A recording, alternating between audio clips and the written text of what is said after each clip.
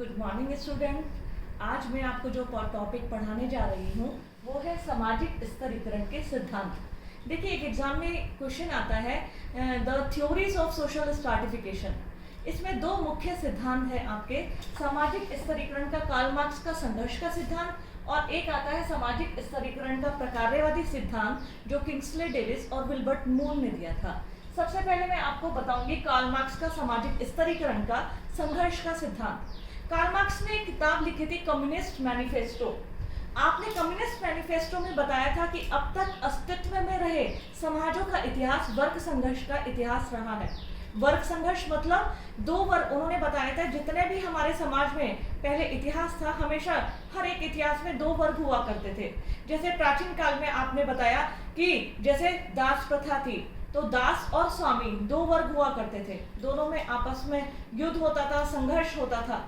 इसी प्रकार जब जमींदारी व्यवस्था थी तो सामंत और किसान, बड़े बड़े जमींदार और उनकी किराए के भूमि जोतने वाले मजदूर, उनके बीच संघर्ष होता था।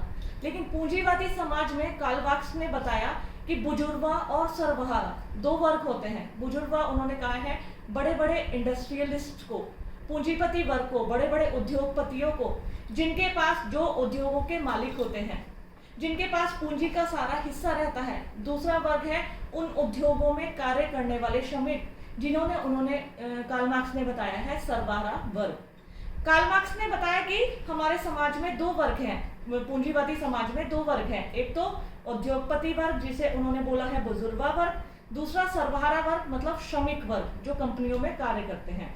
देखिए, कार्ल मार्क्स ने बताया जो उद्योगपति होते हैं वो कंपनी का सारा मुनाफा ले लेते हैं, लेकिन मजदूरों को क्या मिलता है? मजदूरों को प्रतिमाह एक छोटा सा वेतन मिलता है जिससे वो अपने और अपने परिवार का गुजारा चलाने में सक्षम नहीं होते।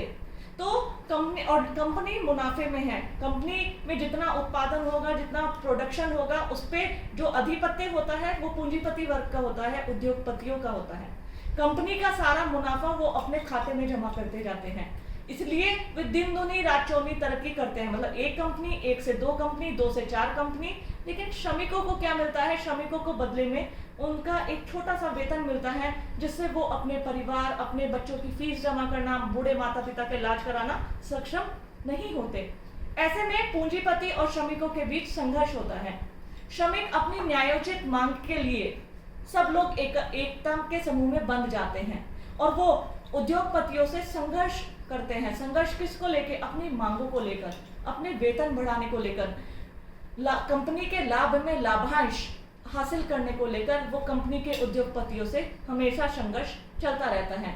जो उद्योगपतियों और श्रमिकों के बीच की खाई है वो घटने के बजाय और चौड़ी होती जाती है। इसके कारण जो जिस प्रकार समाज में उद्योगपति और श्रमिकों के बीच ऊंच नीच का विभाजन है, जो उद्योगपति ऊंचे वर्गों में शामिल हैं और श्रमिक वर्ग निम्न वर्ग में, इसी प्रकार कार्ल मार्क्स ने कहा है संघर्ष के आधार पर हमारे समाज में स्तरीकरण पाया जाता है। और इस स्तरीकरण को आपने दो समूहों के, दो वर्गों के संघर्ष के आधार पर बताया। एक समूह फिर से रिपीट कर रही हूं, उद्योगपति वर्ग, और दूसरा वर्ग है श्रमिक वर्ग।